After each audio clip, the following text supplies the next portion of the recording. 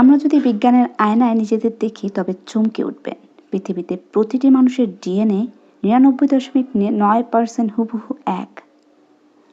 আমরা সবাই কোটি বছর আগেই একই আদিম কোষ থেকে জন্মেছি। ধর্মের পোশাক আর দেশের নাগরিকত্ব কেবল বাইরের আবরণ। গভীরে আমরা সবাই এক রক্ত মাংসের পরিবার। 1914 সালের বড়দিনের যুদ্ধের ময়দানে এক অলৌকিক ঘটনা ঘটেছিল। শত্রু সেনারা অস্ত্র ফেলে একে অপরের সাথে গান গেয়েছিল, চকলেট বিনিময় করেছিল। ইতিহাসে একে ক্রিসমাস ট্রুস বলা হয়। সেখানে ধর্ম বা দেশ নয়, জন্ম হয়েছিল মানুষের আত্মার।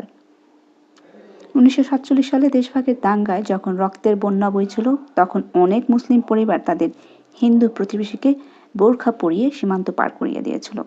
আর অনেক হিন্দু পরিবার নিজের জীবন বাজি রেখে বাঁচিয়েছিল পাশের মুসলিম বন্ধুকে।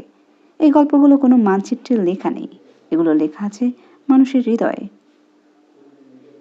ধর্ম আমাদের শান্তি শেখায়, দেশ আমাদের আশ্রয় দেয়, কিন্তু যদি সেই ধর্ম আর দেশ আমাদের একে অপরকে ঘৃণা করতে শেখায়, তবে বুঝতে হবে আমরা ভুল পথে হাঁটছি। আর সময় এসেছে সীমানা আর ভেদাভেদ ভুলে একজন মানুষ হিসেবে পরিচয় দেওয়ার। আপনি কি মনে করেন, ধর্ম ও দেশের